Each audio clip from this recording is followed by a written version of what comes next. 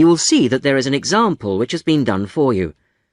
On this occasion only, the conversation relating to this will be played first. Right. Let's try and get it sorted out today, so we don't have it hanging over us, OK? Good idea. I'll take notes. First thing, numbers. Have we got anything definite? Well, I've been working it out, and I think 40 to 43. Shall we put 45 to be on the safe side? Yep, fine. Joan and Peter agree that 45 is a safe number to book for, so 45 is written as the answer. Now we shall begin. You should answer the questions as you listen, because you will not hear the recording a second time. Listen carefully to the first part of the conversation and answer questions 1 to 5. Right. Let's try and get it sorted out today, so we don't have it hanging over us, OK? Good idea. I'll take notes. First thing, numbers. Have we got anything definite? Well, I've been working it out, and I think 40 to 43. Shall we put 45 to be on the safe side? Yep, fine. Dates. Well, that's straightforward. The last working day before Christmas, which is... Which is December the 21st. Which is going to be pretty difficult to book at Christmas. So we'd better think of 2 or 3 places, just to be on the safe side. Well, last year's was hopeless. The Red Lion, wasn't it? Yeah. We ought to go for something more expensive, 'cause You gets what you pay for. That new Indian restaurant in Weatherfield is supposed to be excellent. The Rajdoot. Oh, how do you spell that? Rajdoot.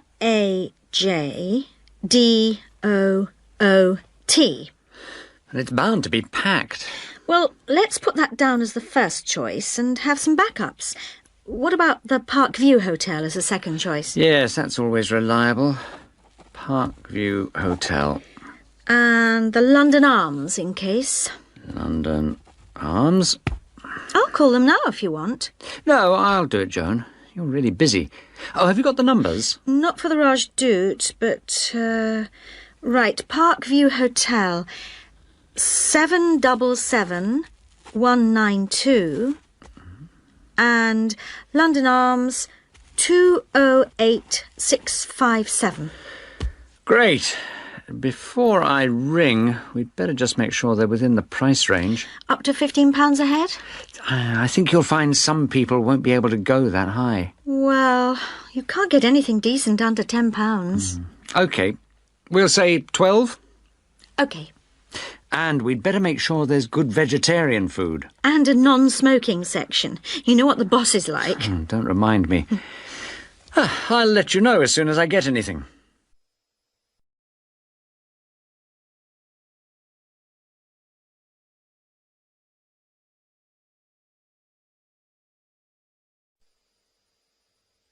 Before you hear the rest of the conversation, you have some time to look at questions 6 to 10.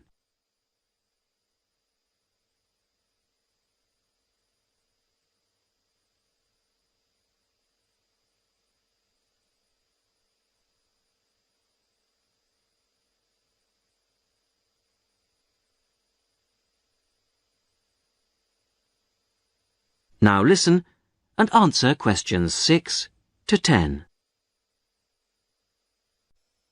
Good news. I found Rajdoot's number straight away, and they can fit us in. Their Christmas menu sounds great. What is it? French onion soup or fruit juice. Uh-huh. Roast dinner or lentil curry. Sounds ordinary, but my friend said it was really tasty. Lentil curry. That's unusual. And then for dessert, there's traditional plum pudding or apple pie, plus coffee. That sounds really good for £12. Did you book it? Well, I'd said I'd check with the staff first, but they did say they'd hold the booking until next Wednesday anyway. Oh, and if we go ahead, they'd like a £50 deposit. 50 is normal. That's fine. And they want a letter. Right, to confirm. Oh, and they say with such large numbers, we have to choose the menu in advance. Well, that won't be a problem. I'll put up a notice with details of the restaurant and the menu. When did you say they wanted confirmation by? It was, let's see. The 4th of November. Where do you think I should put up the notice? Where everyone's guaranteed to see it? On the cafe notice board, I should think. Hardly anyone looks at that. Well, the newsletter's probably your best bet. Oh, good idea. I'll go and do that now.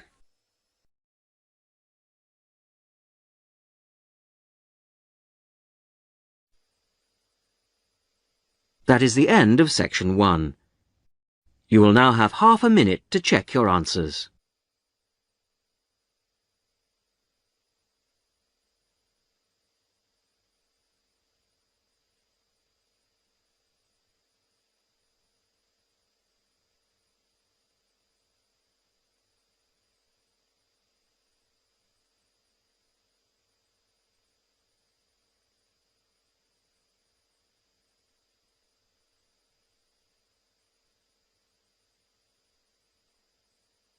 Now turn to section 2.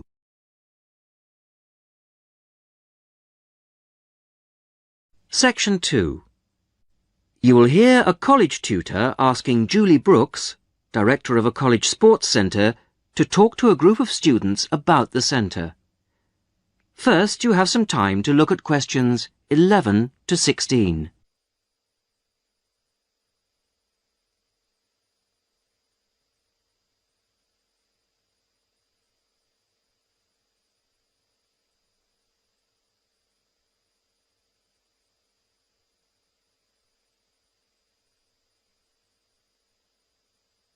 Listen carefully to the first part of the talk and answer questions 11 to 16.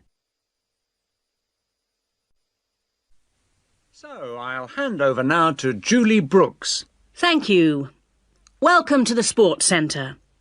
It's good to see that there are so many people wanting to find out about our sports facilities. First of all, membership. All students at the college are entitled to become members of the Sports Centre for an annual fee of £9.50. To register with us and get your membership card, you need to come to reception between 2 and 6 p.m, Monday to Thursday. I'm afraid we can't register new members on Friday, so it's Monday to Thursday, 2 to 6 at reception.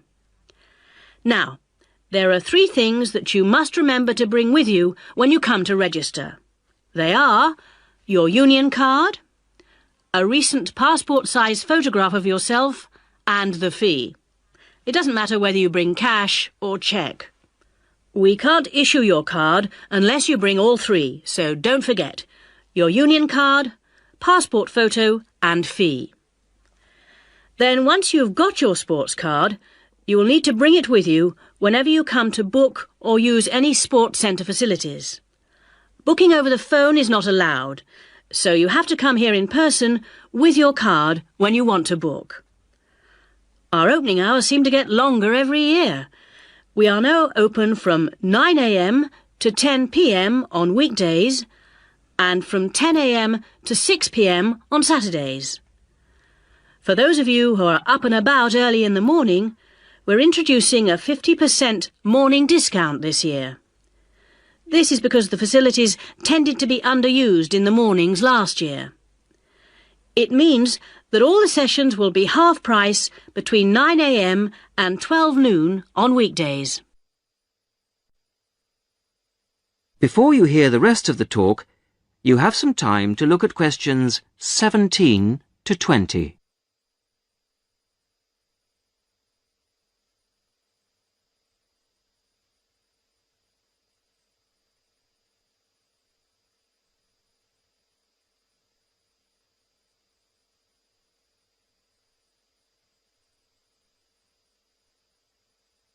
Now listen and answer questions 17 to 20. So, what exactly are the facilities? What sports can you play here?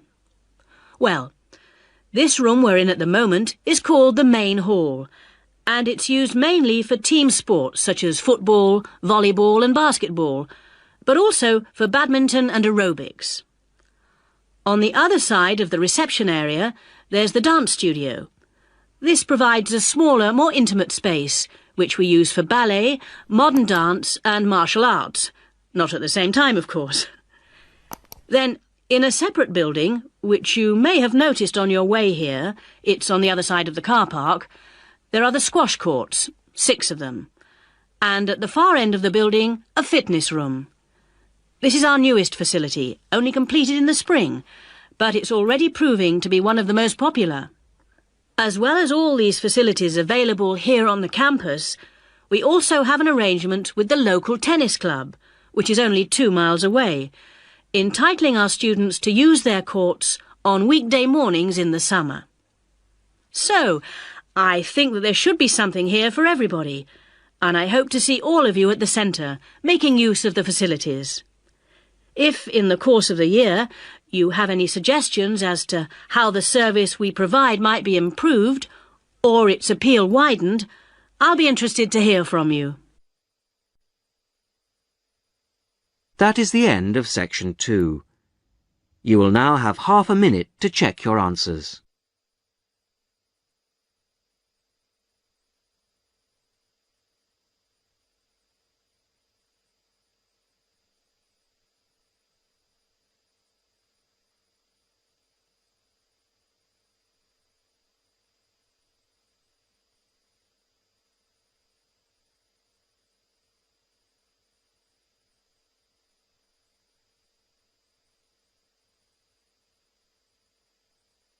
Now turn to section 3.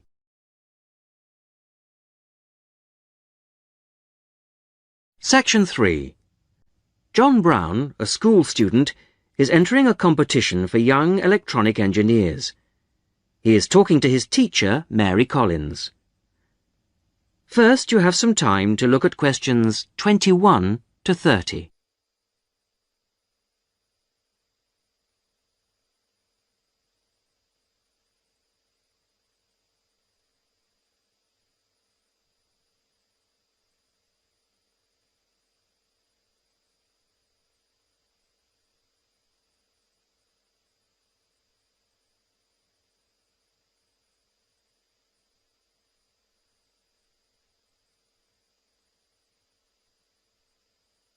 Now listen and answer questions 21 to 30. Good morning, Mrs. Collins. I just wondered if you could help me with this entry form for the Young Electronic Engineer competition. Hello, John. Oh, you've made the jigsaw for blind children with the bleeper. When they put a piece in correctly, that's right.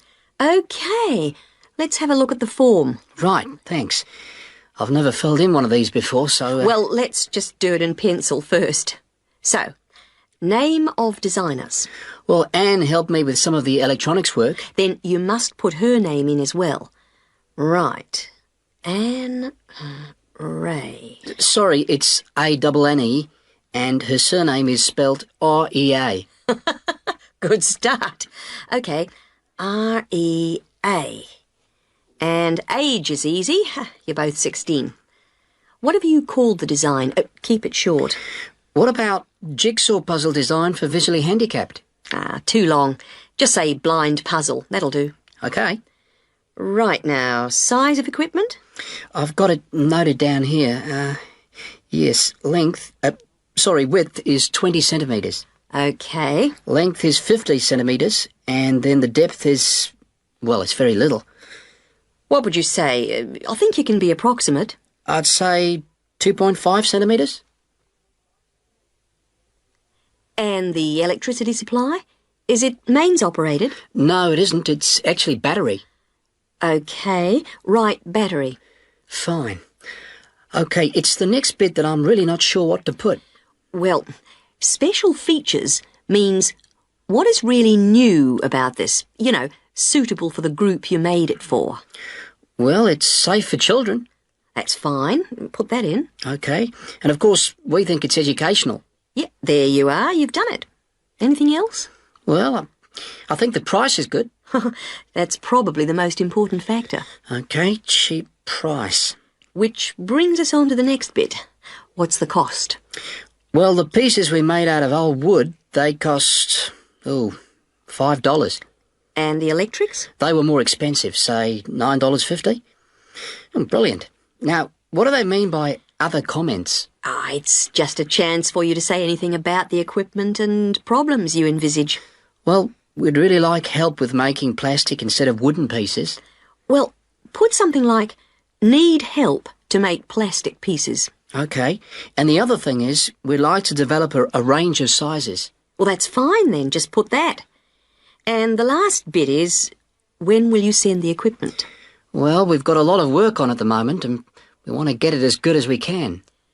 Well, say 25th of June? Can't we make it later? Well, the last date is the 1st of July. Why not say that? OK, that's what I'll put. So, that's the lot. That's brilliant. Thanks very much, Mrs. Collins. I'll send it off straight away. Glad to be of help. Very best of luck to you both. Thanks. Bye. Bye.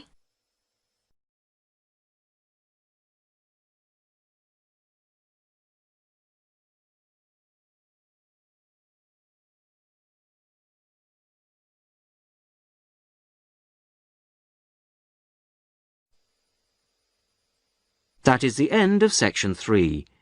You will now have half a minute to check your answers.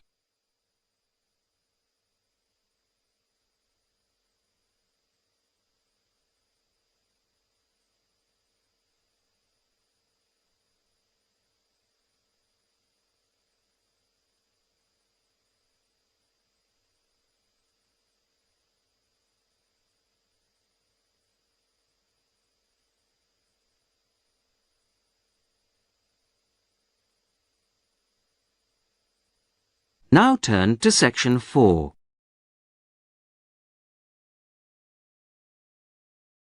Section 4.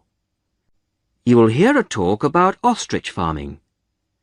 First, you have some time to look at questions 31 to 40.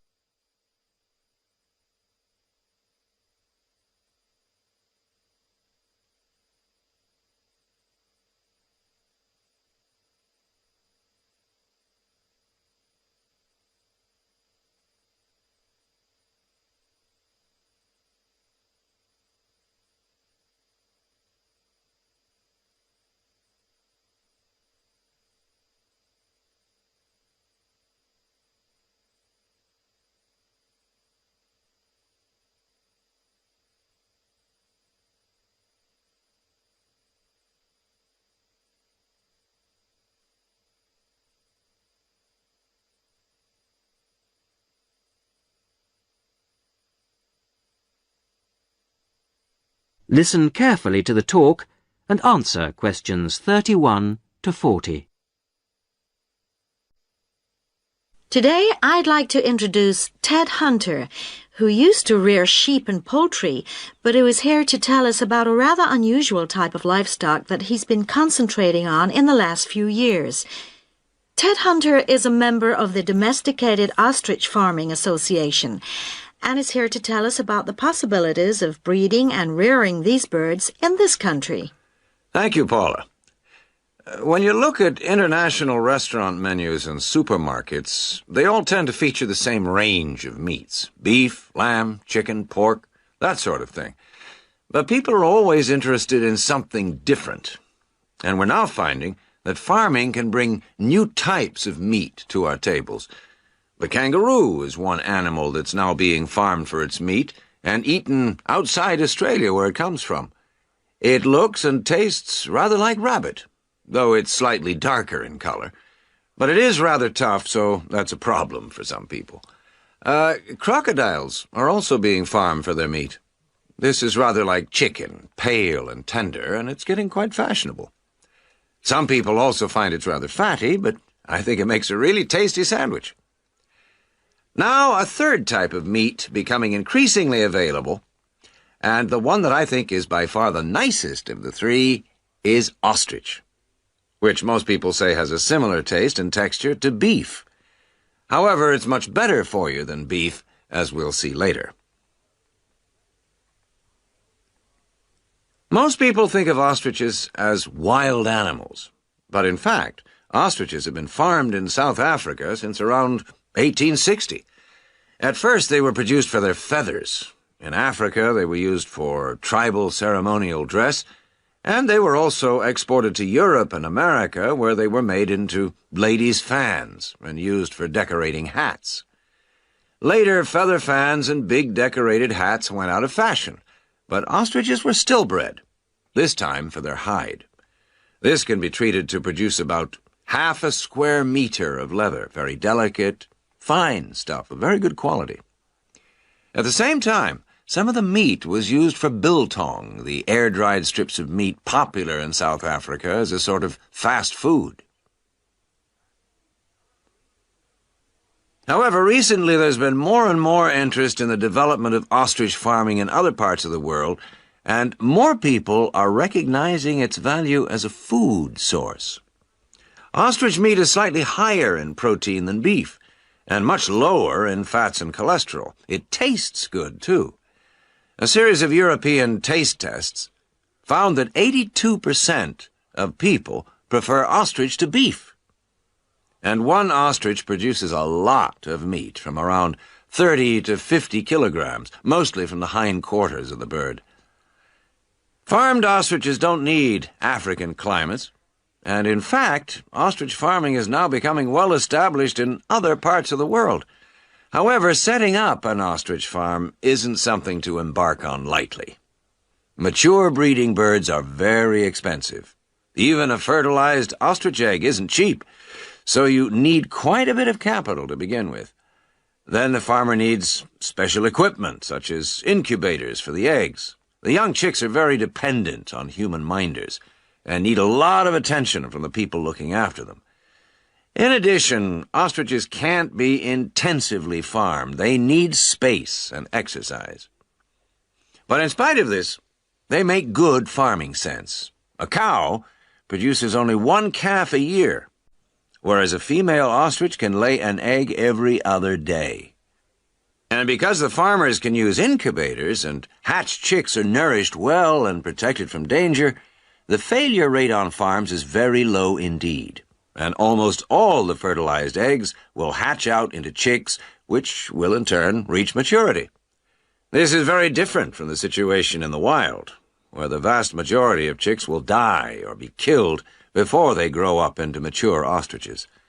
So it's possible, once the initial outlay has been made, for the farmer to be looking at very good profit margins indeed. Ostrich farming is still in its early days outside Africa, but we hope that ostrich meat will be freely available soon, and before long will be as cheap as beef.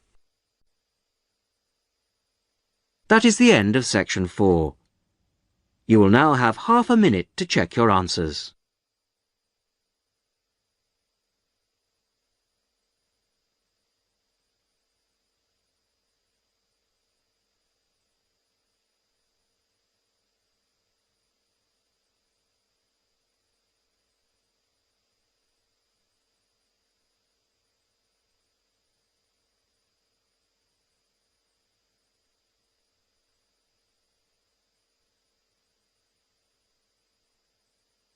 That is the end of the listening test. In the IELTS test, you would now have 10 minutes to transfer your answers to the listening answer sheet.